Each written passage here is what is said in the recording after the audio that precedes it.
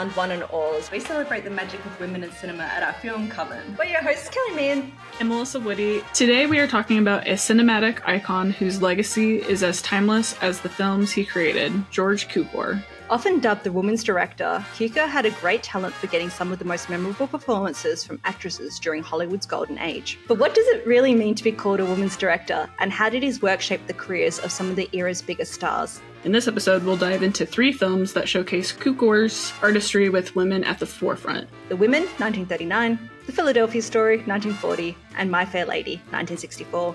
Each of these films showcase his talent for creating complex female characters, directing stand-up performances, and crafting stories that remain beloved to this day. Join us as we celebrate George Cukor's magical touch and the women who helped define his enduring legacy.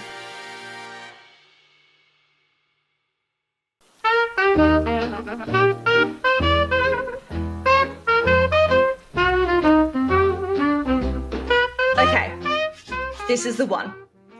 This is the one for me. All I want to talk about is The Women, 1939.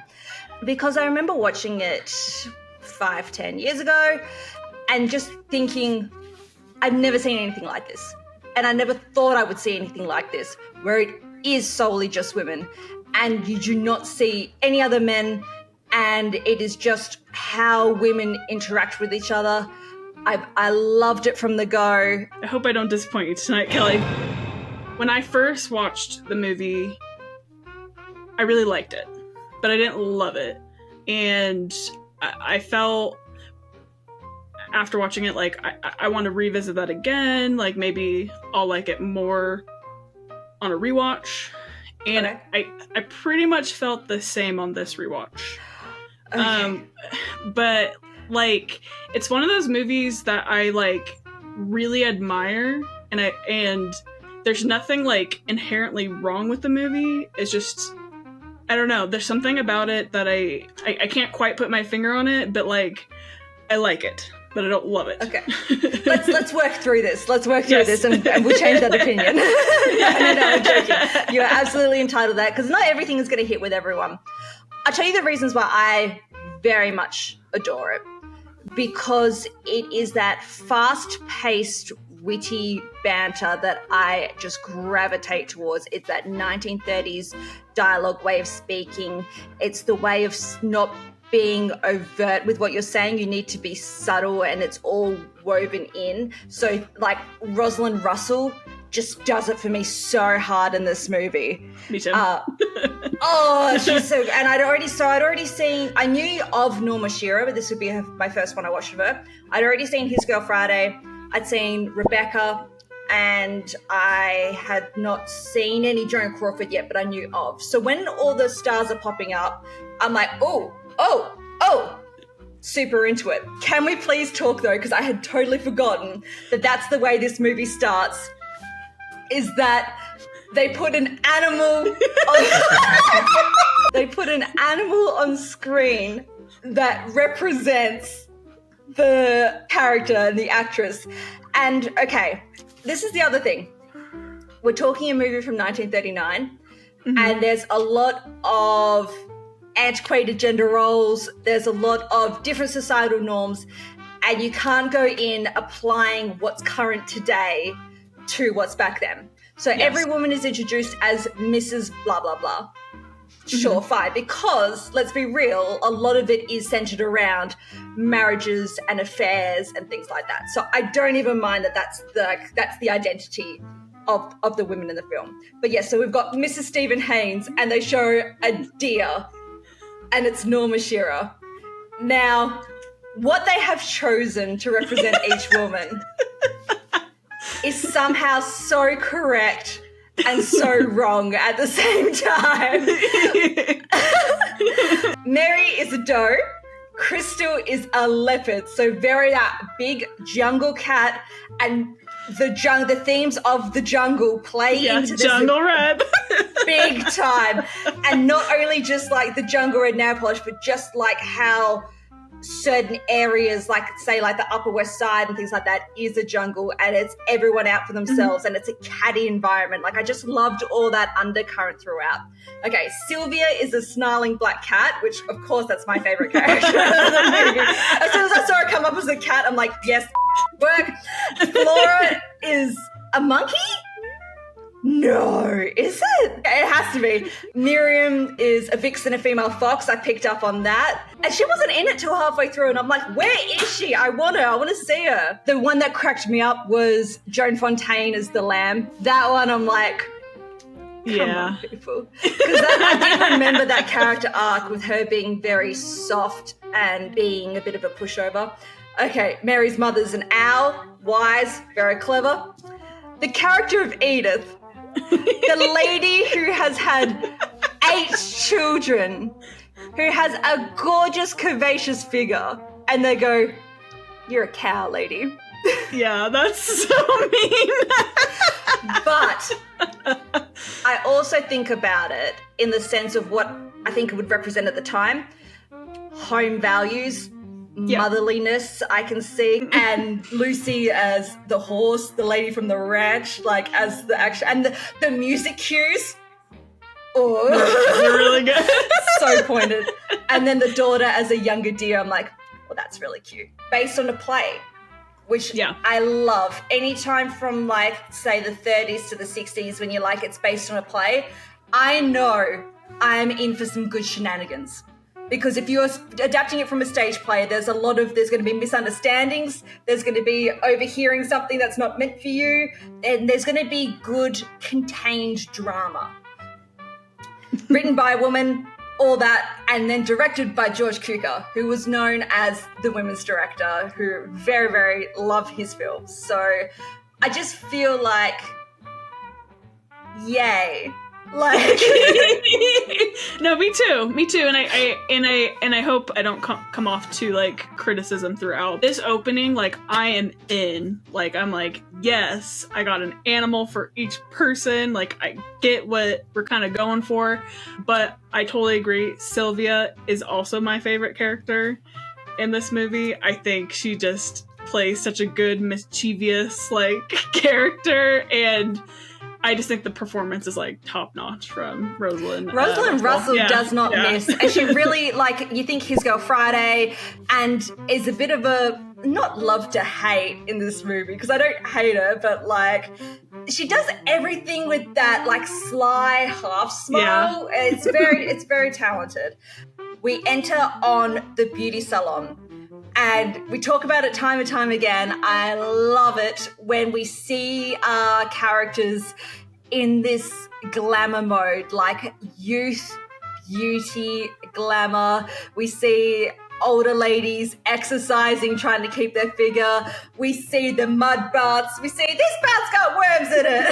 Like, oh, this mud has worms in it. I know it has worms in it. I can feel them. They're probably more scared of you than you are of them. Well, what's a little worm? White hob and yell, they eat them. Also, the way these ladies talk, I love it. I love this opening montage scene of, like all these different beauty treatments that they're doing, and like, I think it very much sets the stage that we're in this like fantasy world a little bit of like the rich women of this like, concrete jungle.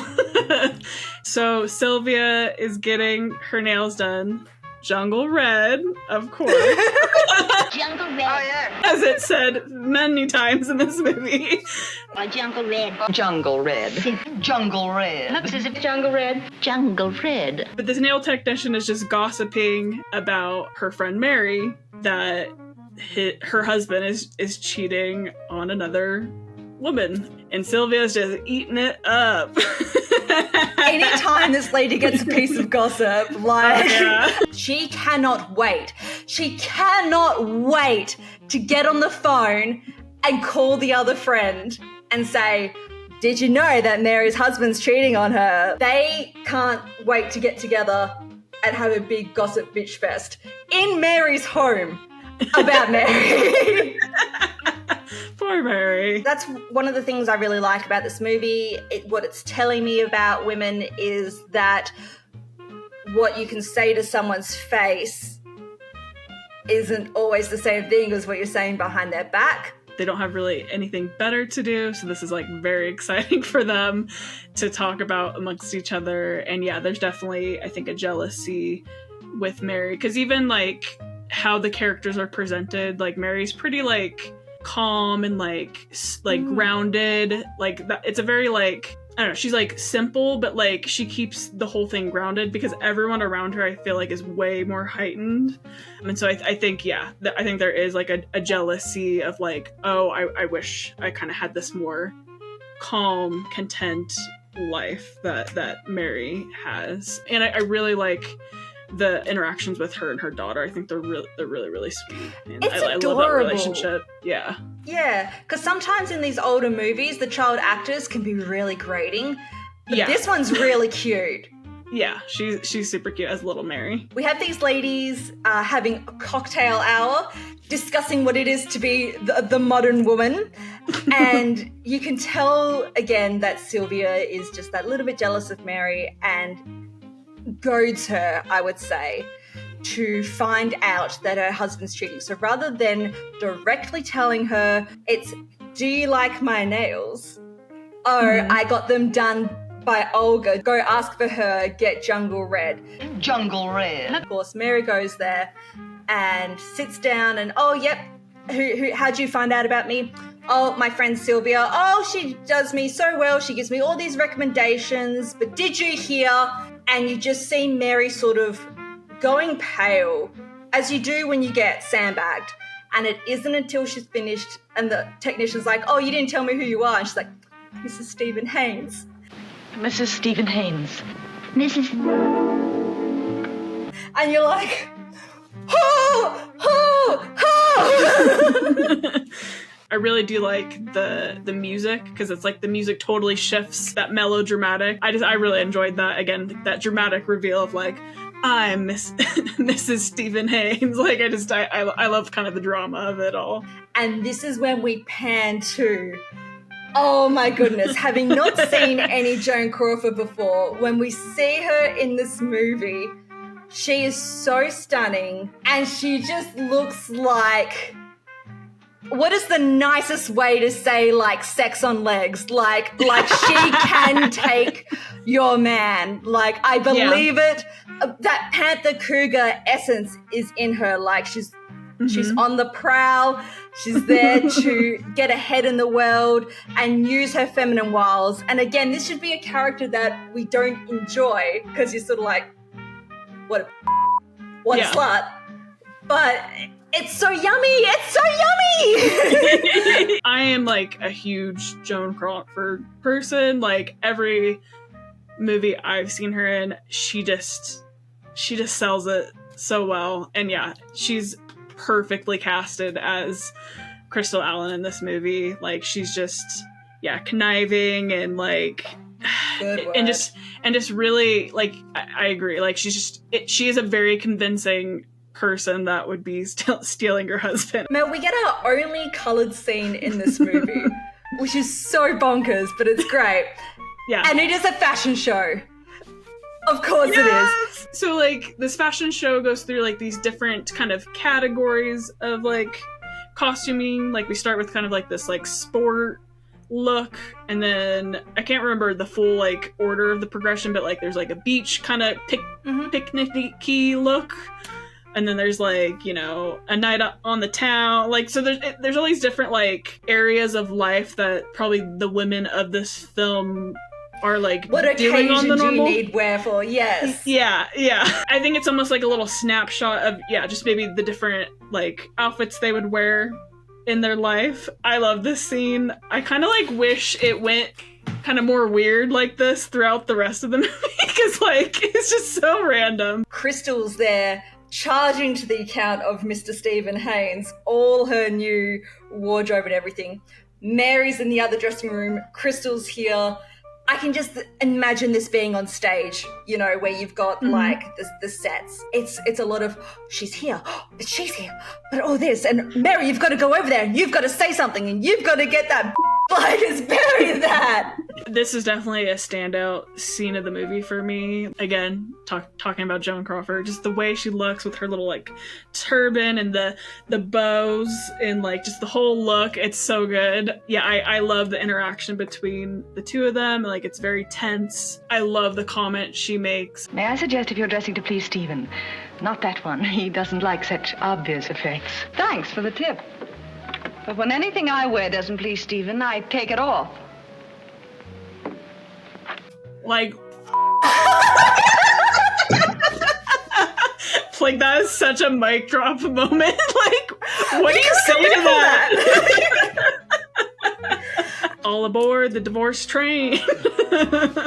We meet this countess, and this is like her 4th divorce or whatever. But she calls over Miriam. It's like, this is her first divorce. This is my very best friend. What did you say your name was? She's a very dear friend of mine. Oh, what'd you say your name was, darling? Miriam Aaron. Oh, this is Mrs. Haynes. Yeah, the Countess was quite the vibe. And like, She's a character. I kind of wanted, like, and maybe this is another, like, a little bit of a criticism, I guess, but, like, I just wanted, like, a little bit more from her, or, like, just maybe more time with her, because, like, I found her character very interesting.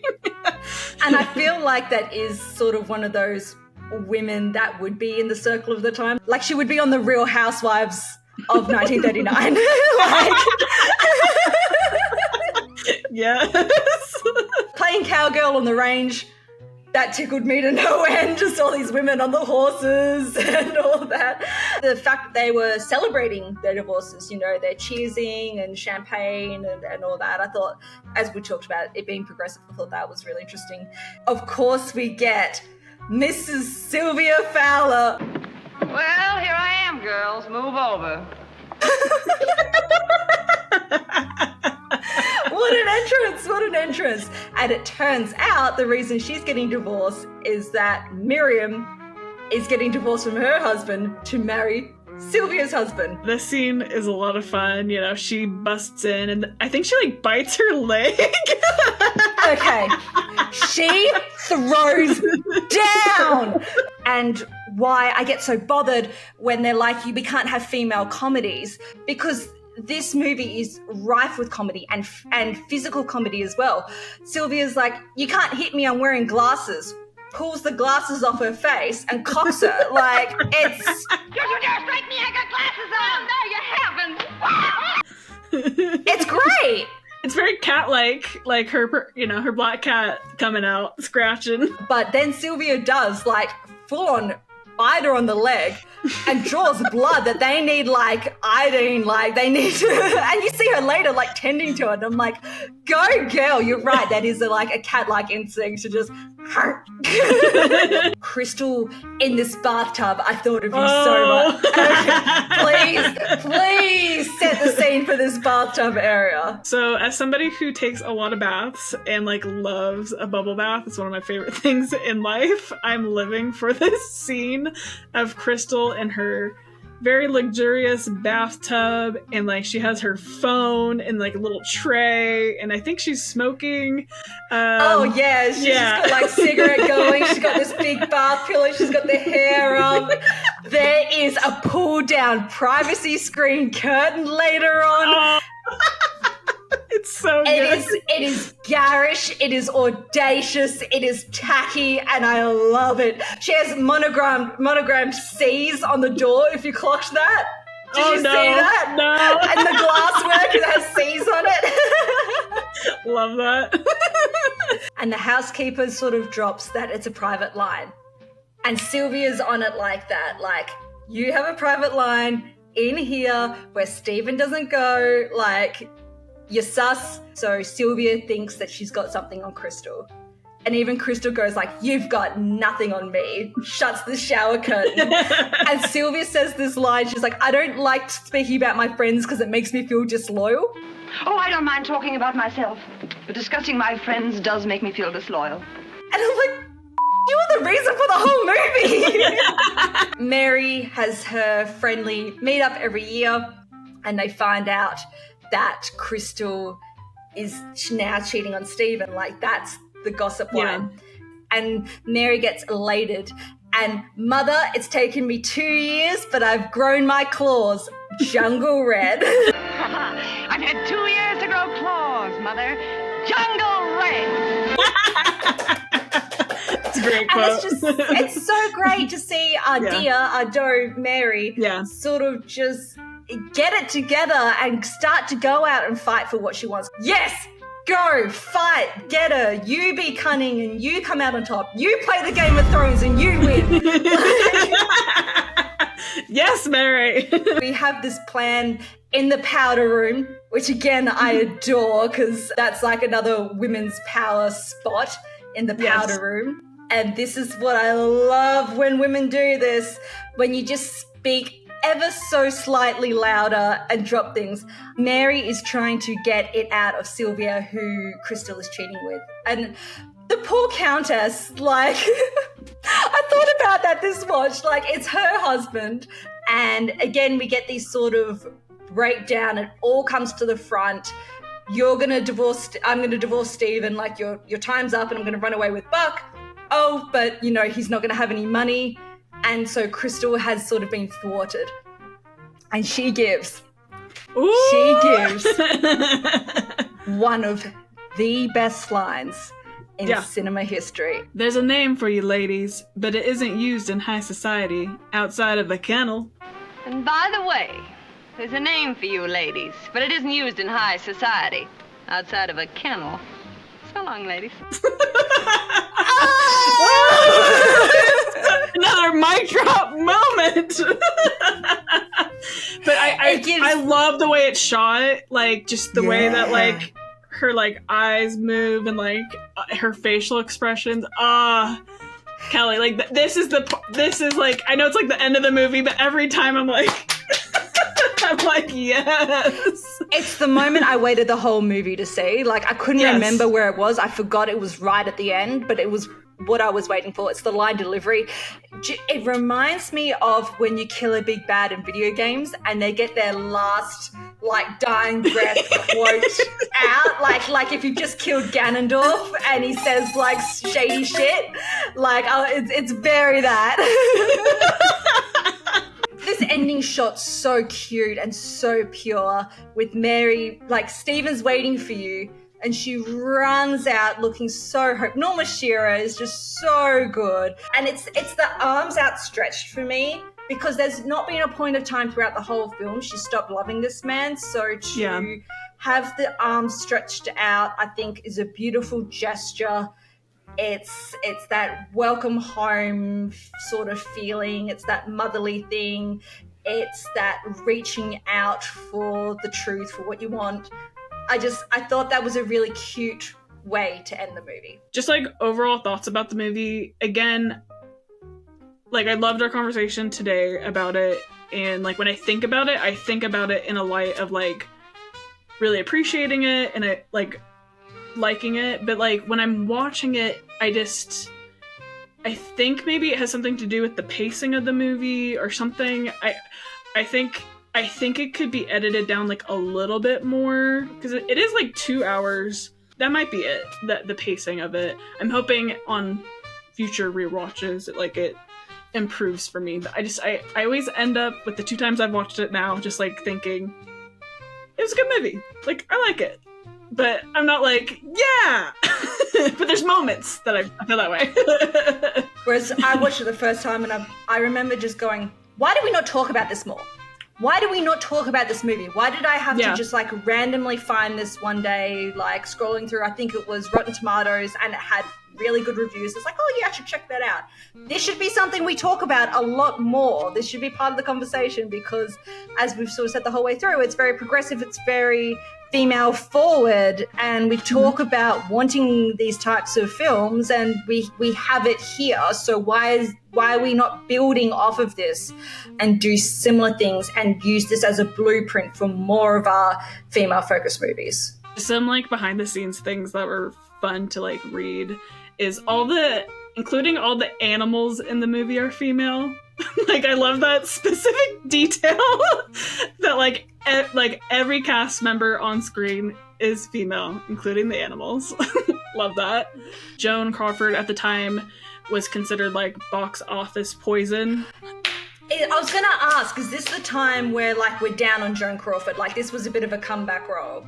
Yes, exactly. So like she was, box office poison, and it was critically acclaimed at the time and very popular, and like I think that very much like gave her other opportunities down the road. And then also Norma Shearer and Joan Crawford did not like each other. Like they had a lot of issues on set, which I think only just adds to like those scenes that like they didn't really like each other too much. Like supposedly the scene of them in the changing room, Joan Crawford got so upset she actually left. Like, and she came back, but like she's just like, I don't want to deal with this lady. Rosalind Russell and like was really convincing George Cukor like, hey, like I am the Sylvia, like you should give it to me. And he's like, whatever. And then she's like, no, like believe me, like I got this. And like apparently at her audition she gave like 14 different like really different like takes on the character, and then he was like, yeah, that one, you know. It's always interesting to me when like people like really seek out a role, and then like both of us really liked the Sylvia character, and she's like, yes. That's one of the ones like I couldn't imagine being played by someone else. Like that is that person. Whereas a few of the other ones you could probably substitute. The costume designer, Adrian, he was also the costume designer on Wizard of Oz, which is kind of cool. It's Makes sense. The same, 1939. There it is. Yeah. So I don't know if he was a part of the conversation of like, hey, we should do this in color like the Wizard of Oz. Like I don't know for sure, but like I just thought that was kind of a funny coincidence that the screenplay was adapted by two women, Anita Luce and Jane Murfin. That was just cool to read. I don't know too much about them, but like again, just thinking of the time of 1939, not as commonly known, not as commonly maybe talked about either. So good job, ladies. Absolutely. And I think that's the way we can sum up the whole episode, is like, good job, ladies. Yes. Or the Lucille Bluth, good for her. Good for her. Yes. That's how I want to end. Just good for yes. her. Good for her.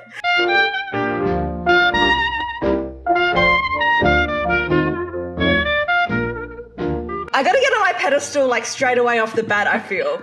Okay, I want to hear it. I love this movie. I love it. I feel like it gets such lukewarm mid-reception nowadays. And I feel to say, no, this is great. This is cinema. This is well written. These are amazing performances, and it deserves all the accolades it gets. I'm guilty. Yeah. I'm a little bit. I'm in that category. But I will say, so I this is only my second time watching the movie. The first time watching it, I do think it was a movie that was maybe overhyped for me, and I felt underwhelmed by it, which I just, that happens sometimes, unfortunately. It happens. And that was one of those movies for me. But I will say on this second viewing, I definitely enjoyed it more. But I think I've realized what my issues are. For some reason, the beginning of the movie doesn't hook me in. But once I'm hooked, I'm hooked. And then I like really enjoy it. And when I think about it, I have like positive thoughts. I enjoy it very much. Like, yeah, I mean, the cast is amazing, great performances, and like I have good feelings about it. But when I'm watching it, it's like that beginning part of the movie. Like, which part specific are we talking about? I feel like when does it finally get you? When Jimmy Stewart and Katharine Hepburn are together, like in like the dancing sequence, which is like kind of really far into the movie. Like 45 minutes from the end? Yeah. Like I just can't really remember much before that. Like I just feel like it's a little meandering. I don't know. But that's what I like about it, because this is another one like The Women, where it's adapted from a stage play.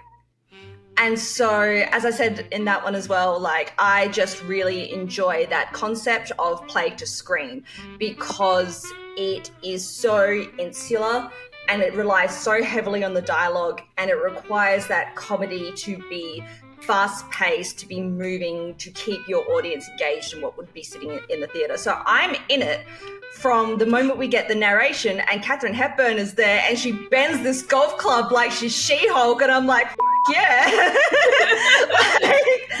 And I guess that comes down to, I just really enjoy the chemistry between Katharine Hepburn and Cary Grant. I think we talked about it in our Bringing Up Baby episode. Like, that's just a pairing on screen. That's great. So even from the beginning, when he is teasing her, when he comes back into the house and Red and all that, like, I think I just really do enjoy the character of Tracy a lot.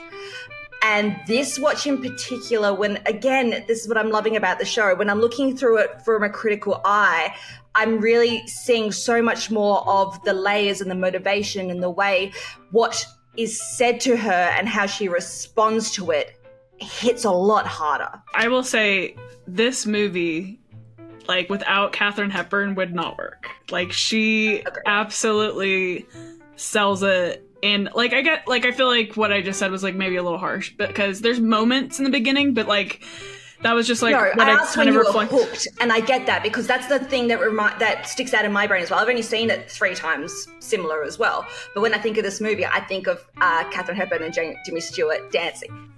Yeah. So I super get that, and that is when it tends to be. That's like, oh, the plot is thick now. So I do understand that, and we'll get to it, because that scene is chef's kiss. I really love it. This role was literally written for her. It was cool to read that, like, yeah, behind the scenes, like, she did the, like, stage version prior to the movie, and, like, the script was literally written for her, and, like, I can see that. Yeah. And it was cool to hear that Howard Hughes bought the rights to the movie and then gave it to her, and then she, like, got to make a lot of decisions, like choosing Cary Grant and Jimmy Stewart and George Cukor. I think Katharine Hepburn, like, this character is just witty, she's sexy, like, you can't help but fall in love with her. Like, I fall in love with her. Like, when I'm watching it, I'm just like, she's very enamoring, and like, she's just, yeah, like, she's just a really, like, sophisticated woman, but she's flawed, and I like the arc of her character. And again, I think it's that second act, or like final act of the movie, that like really sells it for me just as a whole. I don't think any other woman could juggle 3 men like Katharine Hepburn. She's just with such grace and poise. Absolutely. Yeah. When we talked about Bringing Up Baby, and I said, like, not my Katharine Hepburn. This is what I'm referring to. Like, this is my Katharine Hepburn. This is someone with smarts, with sophistication, with very sharp-tongued wit, who's going to throw it at you, who has principles, who has morals, and then is still so soft and gentle on the underbelly. So I think this role has everything. And I'm such an unholy mess of a girl. Basically, our setup of the movie is Tracy, Katharine Hepburn, is getting remarried, and we are seeing their house in Philadelphia, and it's all getting set up. We see a lot of the mum character. We see a lot of the little sister, who is great comedic effect in this movie. Where have I seen her? The Woman. Oh, she's little... Oh my Mary. God, get out. No. Because I'm watching this movie and I'm like, why is this little girl so familiar? Like, why am I so... Yeah, okay. Duh. They come to this house to get a story for the newspaper, but again, that would be uncouth, that would be not what we do in society. Plus, Tracy's someone who says she really values her privacy, which in this day and age, like, I can't believe how well that aged. Like, they're like, no photographers, no newspapers, this is just a small wedding. Unfortunately, though, Tracy's father is having an affair with a dancer, and they sort of pseudo-threaten to expose that as the story if they don't let them in and have the story about Tracy's wedding. Throughout the film, we see Dexter and Tracy have a lot of these verbal smackdowns, and that back and forth is what I really like between Grant and Hepburn. This is where we sort of see the way that people perceive the Tracy character. When a girl is like Tracy, She's one in a million. And we see these terms like a queen, like a goddess. To a virgin goddess. Glance of the goddess. This goddess must and shall remain intact. Like a goddess? No. Red, you're looking the pink. Red. Doctor's orders, Red. Is that all? That's the gist of it. Because you'll never be a first-class human being or a first-class woman until you've learned to have some regard for human frailty. so she doesn't like weakness, and this is where I think it's all tying into that. With you, Tracy? Well, I'm gonna build you an ivory tower with my own two hands. Queen. A radiant, glorious queen. A kind of beautiful purity about you, Tracy, like a statue. I don't want to be worshipped. I want to be loved. And that's what I really like. What the movie is saying is that's where our character is at, where she doesn't want to be seen as being put on this big pedestal. She just wants to be a normal human girl who still is worthy and deserving and feeling of love. So, and it's interesting that she's had this divorce already from Cary Grant and is getting married, and the person she's getting married to is someone in the film, but not really. He's just like a plot device.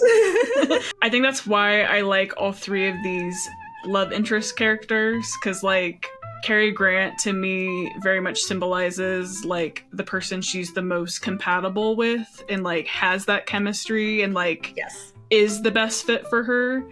And then George's character is very much about like status, like that security. And she doesn't have to be changed. She doesn't have to be challenged. He just is accepting of her because that's what he is. He's marrying the idea of her and the family. Yeah, exactly. And then Jimmy Stewart's character is very much like, to me, like that lust kind of like character, because they definitely have chemistry as well, but I feel like it's coming more from a primal place. Oh, like, yeah. So I like kind of how all three symbolize these different styles of like love or infatuation. How they're relating to Tracy and what she's getting out of them. And I don't mean that in a sordid way. I just mean the human response she's getting from each of them is so different. Let's go with the James Stewart one because that's so interesting to me, because it's the enemies to lovers trope almost, where it's like you wouldn't think these people are compatible at all, but when he sees her in the town library reading his book, they meet on an intellectual level and it sort of breaks down that barrier. And then when she lets her hair down, let's put it that way, when she lets the facade drop, when she wants to be loved, when she lets her hair down, when she knocks back a few drinks because it's sort of weaved in the storyline ever so slightly that Cary Grant's character is possibly an alcoholic, drank a lot, and Tracy looked down on that. No, not having any of that. So she is now on the other foot, and oh my goodness, if she does not remind me of going to the school formal at 16 years old and then like drinking a can of Jim Beam afterwards in a nice dress, getting turned for the first time, like this girl is it. It is very that. She is just out for a good time. When you are a very highly strung person, when you are inebriated, then you don't know how you're going to respond to it. Yeah. And you do definitely do the things that maybe normally your clear judgment or your sense of self would not usually let you do. So my absolute favorite moment is when her and James Stewart are dancing cheek to cheek. There is something so intimate about that, like we're watching this sort of stolen moment, and I think it's just beautiful. And I think that comes on the direction. Like, I really love how George Cukor directs the comedy in the film, but then brings it back to this real tender sort of moment. And the way they handle this scene and going into the next scene where everyone's comes together. Katharine Hepburn has never looked more beautiful. Like that dress, the way that the lighting is hitting on her, she's just glowing. She is that statue in that moment. But like, it's also the moment that she is starting to be vulnerable because her inhibitions are like down, you know, because of the drinks letting loose. There is this vulnerability to her, and definitely the Jimmy Stewart character as well. I think this scene is the standout scene of the entire film, and like, yeah, just the way that it's filmed, like, is just gorgeous. Like, I think this scene could be like a painting. Like, I think the lighting, the water, the trees in the back, the dress, everything. It's just, it's so, like, it's such a magical, like, moment, I feel. It's everything. It's for beautiful. me. Sometimes when you meet strangers and you hit it off, it is really nice when you can be the person you sort of maybe feel on the inside and someone is responding to it. So I very much see the joy. I understand what she's getting out of the scene at the moment, is that he is, as you sort of said, it is that sense of lust. He's finding that warmth in her when everyone has said she is so cold, she doesn't like weakness and all that. And someone from like the other side of the tracks, so to speak, but being able to see the qualities that you want people to experience from you is really, that's another form of intoxication in itself. Someday over the rainbow, way up high. What is this, Connor? Now, easy, old man. Just the image of like all three of the men kind of just like surrounding her as like she's like very intoxicated and like kind of singing and flapping her feet in that bathrobe. It's a very like comedic scene, but then when you think about it from all the different perspectives of the characters, it's definitely interesting because like obviously George is like, what the hell, like we're getting married tomorrow. Like, because that's like another thing. This is like the day before the wedding. Like, it's not just like a random night. It's standard, like cold feet, like when the person knows it's not the right thing and they're really pushing against it all, and everything has probably been so bottled up and it's just gone like a champagne bottle. Yeah, very much like a self-sabotage. She knows deep down like George is not the one for her, but yet she's still kind of moving forward with it. Obviously from like his perspective, it's like he's like, what the hell? And then I feel like Dexter just thinks it's funny. He's like, yeah, he's just laughing at her expense, I think, because this is the person who does know her the best, who teases her with red. It's like your childhood friend you've grown up with, or your ex that knows you really well and could just sort of be like, oh God, what have you done? Like, very that sort of vein. Oh boy, the next morning does she turn into the person that I recognize more than anything. She wakes up the next morning and goes, oh my God, what have I done? I can't believe it. Like, the self-pity, my mum calls it the Wilma Warrior, like catastrophizes everything worse than what it is. She's hungover for the first time, you can just tell. And the James Stewart being hungover as well cracks me up. Like, he is hurting. Tracy really feels like she has made such a mistake because she has hooked up with someone who she's not engaged to the night before the wedding. What Katharine Hepburn is doing pulls at my heartstrings so much this time. Like, the first couple times I watched it, I didn't really take much notice, but this time when I'm really watching for this character and I'm following the arc of like this woman who's, thinks she's up here, lets her hair down, and then her self-esteem and self-worth and her sense of self tends to drop down to here. I felt that, because when you do have very high standards for yourself, or when you, as sort of said, when you are a really highly strung person and you let loose, you feel the repercussions of that. I found this ending actually very funny. I didn't really quite feel it in that way, because she basically calls off the wedding because she's just like, no, like you're not the one for me. But like, everyone's there, you know. It's like they think the wedding's gonna happen. Jimmy Stewart offers like, hey, I'll marry you, and like, it's so cute. It is so cute. It is really cute, and you're like, kind of like, come on, maybe. But then Cary Grant's like, no, how about me? And then she's like, yeah. Sorry, Jimmy Stewart, take it back. see, this other girl's in love with you. Go with her. Like, and because I am a romantic, I am team Cary Grant like the whole time because again, I just love him. But then I just think for the story, like they do have the best chemistry. They are yar. A boat he designed and built practically. We sailed her down the coast of Maine and back the summer we were married. My, she was yar. My, she was yar. She was yar, all right.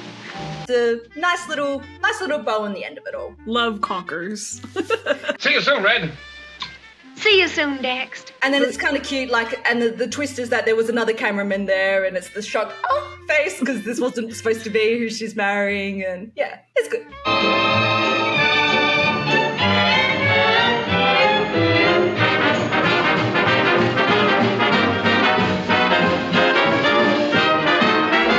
Good movie. 5-star movie, not mid-movie. 4 stars for me.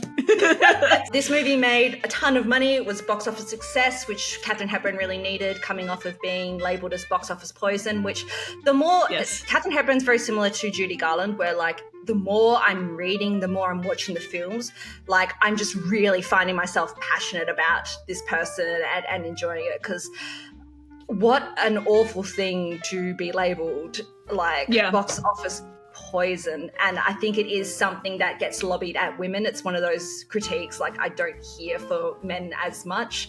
So I do think it is slightly sexist or misogynistic in terminology, and what a way to hit back. And as we talked about, Howard Hughes giving her the rights to the film and how empowering that is. I think it's pretty special for 1940. Similarly to like the women, Joan Crawford was labeled as box office poison, and then kind of the same thing here.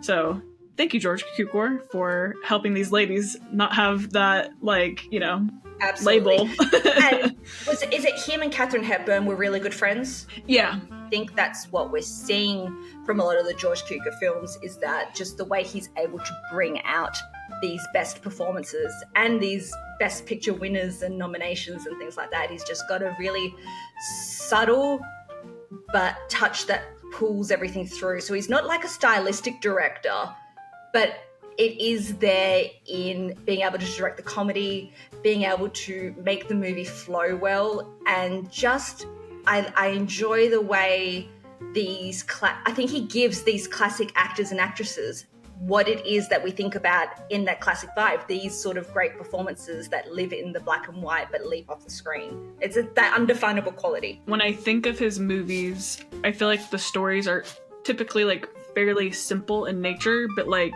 they're very dialogue heavy and like character focused, and he's able to like just get those really great performances from his actors and actresses. I feel like sometimes nowadays our directors, for better or worse, feel like they have to put their stamp on it so much that it can more be about them and their choices of what they're doing than possibly what it is about getting out your actors. He seems like a very actor driven director.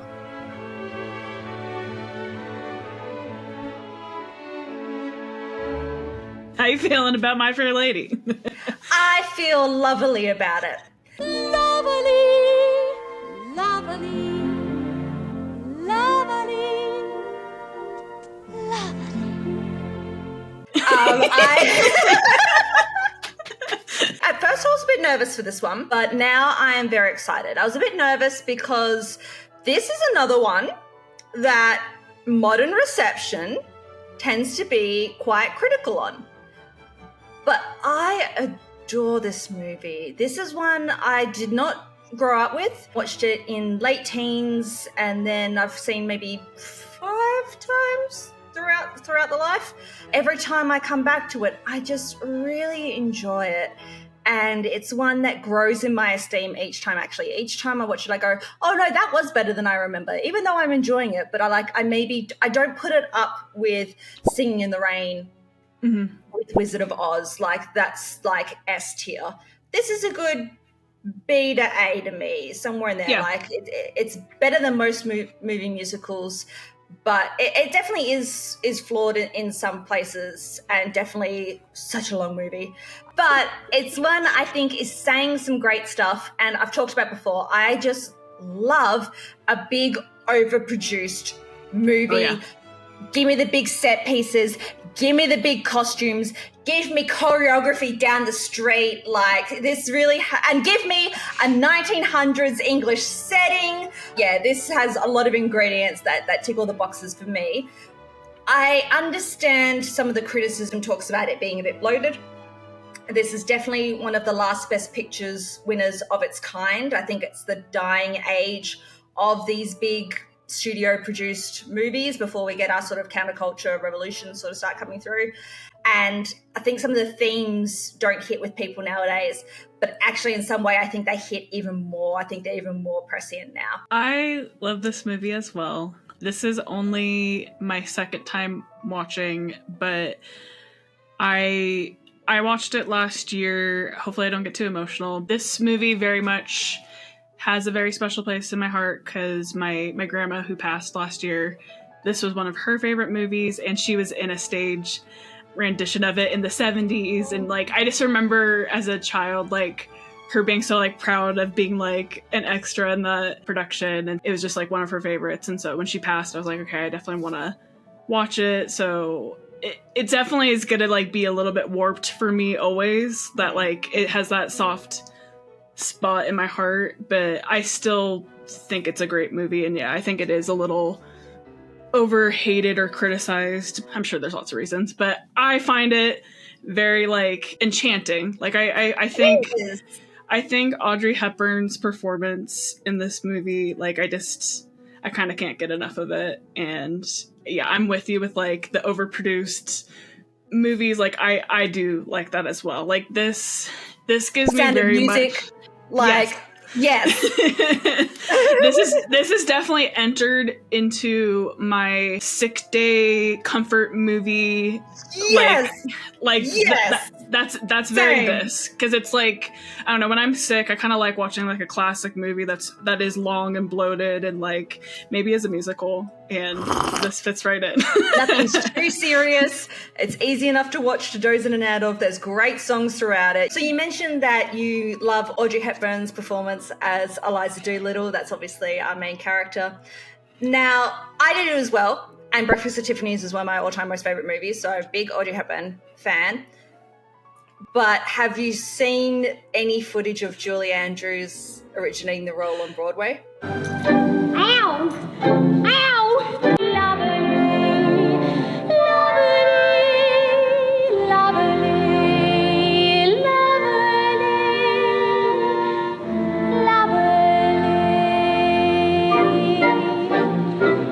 No, and I did read that like she like was the original and didn't do it because of Mary Poppins, and then like and that they wanted a name. They wanted a name because this was a very expensive production, what they bought the play version for, and how much money they sunk into it. So she hadn't made Mary Poppins yet. And it's so hard because they brought over Rex Harrison, but they didn't bring over Julie Andrews. And I think that's where some of the modern criticism also comes into it, because Julie Andrews is so beloved now, and she is a very good Eliza. But I do like Audrey Hepburn's performance as well. I'm curious to like check it out. I'm sure she's fantastic. Yeah, and there's like the original Broadway recordings and stuff like that. It's one of those things where like I'm sure if like she got the part, she would have nailed it, as like she would have done a great job as well. But I do think like Audrey Hepburn does a great job here in the role. I very much like her arc. We meet her and she's very unpolished, we'll say.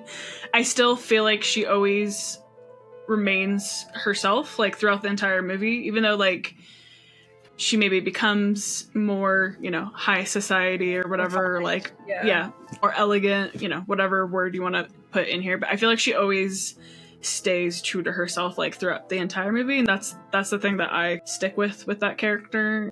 I definitely think it's something along the lines of that, because again, when we're watching for the show and you're really sort of tapping into what our female characters are doing and why, and trying to really look at it from that point of view, so many more of the words and language and what terms get thrown at her really sort of stuck out to me. I think the first couple of times when I'm watching it, it's light and easy. It's just like, oh yeah, whatever. But now I'm really picking up on things where she's like, I'm a good girl, I am. Good girl, I am. Good girl, I am. Good girl, I am. And sort of what really is she trying to say? It's that I don't sell, like, and she even sort of says it later on, like, I don't sell myself.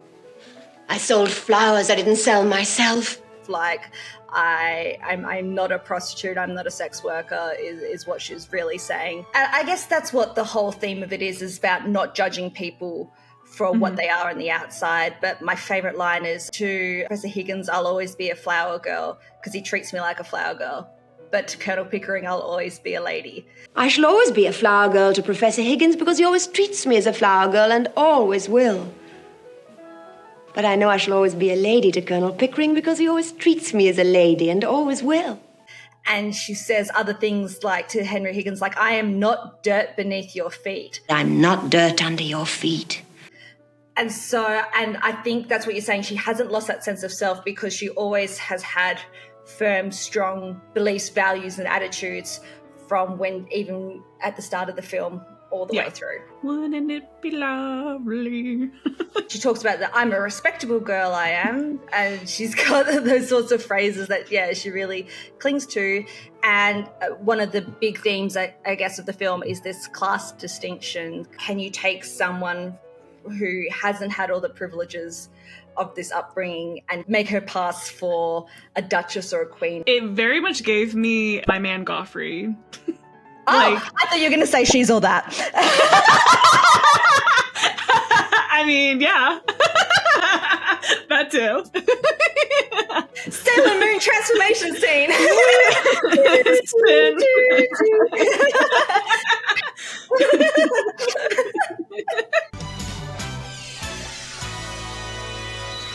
And obviously this is based on very famous bit of literature first and then play like the Pygmalion storyline. And I just said She's All That, and there's 2 different Simpsons episodes. There's Pygmalion and there's My Fair Lady, like based on this trope. So this is something very familiar plot device that we see recycled again and again. But probably this My Fair Lady is maybe the most widely known and received, I would say, of adaptation of this concept. This was a lot more cruel than I remember it being. Okay, before we get into it, what's your take on the Rex Harrison Henry Higgins character? I think his performance is great. I think the trying to shoe in a love story is okay. Speak on it, girlfriend. Let's get into it because I do not see this as a romance at all. So please. Okay. I feel like a lot of movies and TV shows do, where like they try to create this like romance subplot. I feel like this movie is trying to do that with these 2 characters. It is a little vague, so like maybe I'm just like interpreting it wrong, but like I do not think it's vague. But please go. I don't think it works. Like I don't think they have good chemistry at all, and also I find him like homosexual, like it is 100% closeted queer person. Yes. Okay. Well, it sounds like you know the facts, so you tell me. Because I thought about this very hard, and it's very funny. I just rewatched the Will and Grace episode that they also do a 4-part. They do a 4-part homage to this. Okay. And Will says, Colonel Pickering and Henry Higgins, confirmed bachelors who enjoy dressing up Eliza Doolittle, they were gay, my friend. I do think that. It's not presented, it's queer-coded, let's be real. It's not presented fully. But on saying that, even if you want to take sexuality out of the question, I don't think there is a romance between Eliza and Professor Higgins. I really like the song Wouldn't It Be Lovely, one of my favorites from the film. Same. The way I relate to the Eliza Doolittle character so much is that she's not looking for romantic love. She wants comfort and she wants care and she wants companionship. And I think that's what I really value in a relationship. So she talks about, all I want is a home somewhere. I want warmth. I want a cozy chair, chocolates. Love it. She hooked me straight away. Someone's head resting on my knee, warm and tender. things like that. That's what she's wanting. And his song at the end of the film, even, I've grown accustomed to her face. This is the kind of love that I really appreciate. It's not romance love. It's affection and care. I've grown accustomed to her voice, accustomed to her face. She makes the day begin. I've got the tune that she whistles night and noon, her ups, her downs, like taking a whole person. And she says, but because we were pleasant together and I came to care for you. Not to want you to make love to me, and not forgetting the difference between us, but more friendly-like. And I think that's what it comes down to. It's about finding people in your life that you can care for. And that's what I really like from this story. Well, I feel like I need to rewatch it now. Because, like, that's what I wanted, but for some reason I left not feeling that way. Or, like, I wanted to interpret the relationship more as, like, it was like this mentor turned friend, but like I kind of again more interpreted that like they were pushing like a romance story. But I like it. I'm gonna go with what you just said, because that's like what I want from it. The Henry Higgins character arc he has songs like "Never Let a Woman in Your Life" and things like he's very. The character is very misogynistic, but I'm enjoying the character the whole way through.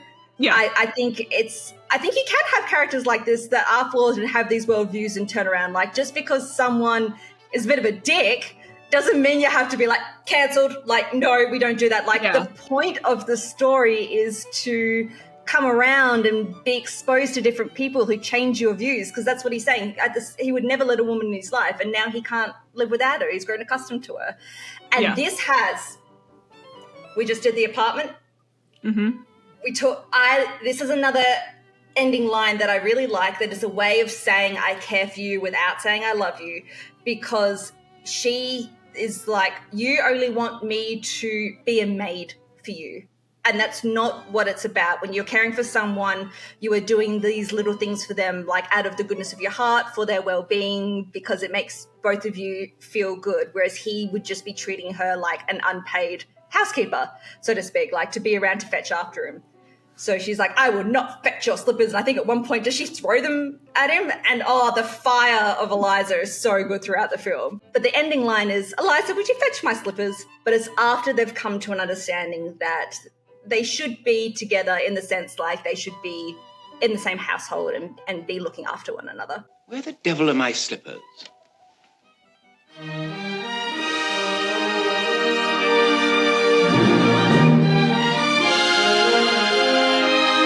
Yeah, like roommates that love each other as friends. So we get this incredible scene where everyone is wearing black and white, pretty much, and like these costumes, my goodness, like they poured budget into it. Like, they are amazing. When I think of this movie, I think of the Ascot race scene. I mean, just aesthetically, it's a fashion show. It's the fashion show moment, and like, I'm here for it. Another George Cukor, like, this is the thing, like, we are going to show off the costumes. The 1910s, like, fashion, like the big hats. Oh my gosh, this movie, the hats. It is about the hats. It's a Say Something Hat Day. Say Something Hat Day. So, like, this is her makeover, I feel like, scene. Like the reveal. This costume is an all-timer. Like, she's an icon, she's a legend, and she is the moment. Now, come on now. This look that Audrey Hepburn has. Iconic. Like, are you kidding me? Oh my god, I can't get over it. There's very few actresses that can wear a gown in a movie the way Audrey Hepburn does. Sabrina de Givenchy, one of my all-time favorites. Breakfast at Tiffany's, funny face, the big red dress, and this is another one. She has absolute classic costumes. I feel like if you haven't seen the movie, you've at least, this black and white dress. It so should not work, in my opinion, with the way that the stripes are just cutting in there. But it also helps that she is model-esque in stature. And she does very much have that royal face. She's got a beautiful, nice long neck, so she can wear the clothes and look at home in them. So when we see this big revelation, it's absolutely stunning. And I like this comedic moment of where she is in this big refined moment, but she's talking to the other people at the table, and she's only supposed to talk about like the weather and how do you do? How do you do? How do you do? How do you do? How do you do? How do you do? Local colloquialisms, and the people are like, what do you mean by that? And just Henry Higgins going, oh, but the way she's saying like the slangest things in her posh accent is so funny. She only has like these few words that she's saying because she's trying to keep the facade up of like that I'm a lady now or whatever. But then the horse race is going and she's getting into it. And I just love that she's just like, move your blooming ass! Move your blooming ass! And the way it freezes. It's so good. The freeze, the musical beats, the everything. It's a very good and very well directed scene, and everyone in it's great. That's a classic. She just got caught up in the moment, and she's just being herself, and she was rooting her horse on. So we get a really extended, what would now be like the makeover montage of her trying to learn her vowels, learn her letters, instead of a, like round tones, all that. It's really densely packed with songs. There are a lot of songs in this movie. I like a lot of them. I don't love all of them, but I like a lot of them. But it moves a lot. A lot of the storytelling is done through song, which I appreciate for a musical. We get Reina Spain when she is successful in learning her letters and her sounds and things. We get them dancing around, and what I think is one of like those magical movie musical songs, which is I Could Have Danced All Night. Mel, I'm sure you had heard this song before even watching the movie, coming to it recently. No. I think that's the thing that's interesting about this movie / musical. Like, I really was not familiar with the songs, and like, also, I think that's maybe one of my critiques is like I do like a lot of the songs, but they're not as memorable for me. Like when I think of like other movie music, I think that's why, like you were kind of saying, like it's not quite S tier. It's more in that A and B, and I think it's because of that. There's a few like the one you just mentioned, and then like Wouldn't It Be Lovely? That's definitely one that sticks out for me. And then like the Ascot scene, but it's a song, but I feel like it's like talky. Like it's not like So I don't know. I think that's a part of the movie that I do struggle with a little bit. Just when I think about like other movie musicals, like Sound of Music, like there's no missing. Yeah, and like those are songs I feel like I also kind of knew through references and what have you. My favorite things, they live on outside the movie, whereas not many of these live on outside the movie. No, yeah, exactly. This is the closest I would say that is the iconic song of the film, I Could Have Danced All Night. I think I've seen it referenced a lot, and I feel like I've heard that melody in a lot of things. Very, quite famously, Audrey Hepburn is dubbed over. Like, she's done by Marnie Nixon, who I think I've brought up some other time during the show, very famously did Natalie Woods as well. And it's the part of the Eliza Doolittle character I really enjoy when she's happy, when she's in her fantasy dream world. Like, I find her very, very sweet. It's a very sweet song because in the way we talked about Philadelphia Story, about Katharine Hepburn's character having a night out and regretting it the next morning, this very much gives me, again, the prom, the ball, the formal, when you have had a really good night and you almost just don't want it to end. Yeah. And just those memorable nights you have in your youth that now you cling to and go, yeah, that was something special. I find it very, very sweet, very endearing. She gets presented at the Democratic Ball to see if she can pass off as a member of high society. and there's a fellow linguistics ex-student of Professor Higgins sort of sniffing around trying to figure out, very Cinderella, like, who is this girl, where's she come from, she's taking everyone, she's enchanting everyone, and she gets passed off as a Hungarian princess. But that leaves, and this is what I was talking about before, like, I don't remember it being so cruel. Everyone's congratulating each other. You really did it. I did it. I did all this, and no one's sort of celebrating her. And it's a part of the story I'd never really thought about before, is the aftermath of it all. So, and that's what she's saying, like, where do I go now? Where do I go? What do I do? During that. Because she originally wanted to be able to work in a flower shop or just increase her standing in society, lift herself out of the gutter, so to speak, and better herself and get more money and look after herself. But it's very funny that now she doesn't know what to do or where to go. And she says, I sold flowers, I didn't sell myself. Now you've made a lady of me, I'm not fit to sell anything else. And I found that critique so poignant, because that is what it was like to be, because we see suffragettes in the film. It's around this time where there's no votes for women, where you are better off being married and being taken care of someone's household. So you were on the market, so to speak, and your job as a woman was to go to a man and have kids and do the lineage. So now that she's a lady, she is the product. I found that super interesting. Do us an Eliza Doolittle insert here. Fashion montage, down the runway, work it girl, cover girl, the bass in her walk, like it's happening. Everywhere you go. Ultimately, My Fair Lady, I just take away good songs, great set pieces, a comfort film.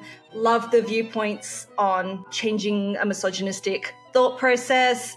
I love the class discussion throughout it all. So I think there's so much there than what it looks like. I think if you're taking it on surface value, it looks very shallow.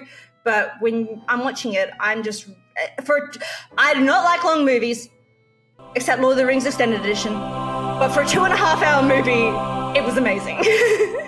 I didn't feel the runtime, let's put it that way. I would agree. Like, for being a very long movie, which I do love a movie that has an intermission, so that was really fun to see. Yes! Yes!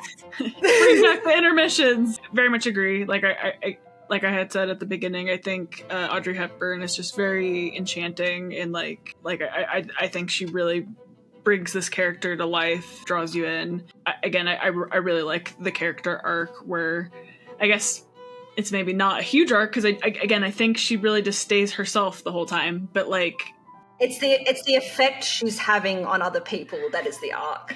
Yeah, and just I think she has more agency, and it does seem like she has more choices in the world now. As you sort of said, like, what a nice little family soft spot you've got for her now. So we'd love to grab Stella, like, yeah, lovely. Yeah, I mean, this is just a movie that anytime I think of it, like, it's very associated with, my grandma Stella, so. Yes. Gorgeous. Well, that wraps up our episode for today. Babe, where can people find us? You can find us here. And if you're new here, thank you for watching. We appreciate it. And, feel free to subscribe if you want to tune in for more. And until next time, stay magical. Goodbye.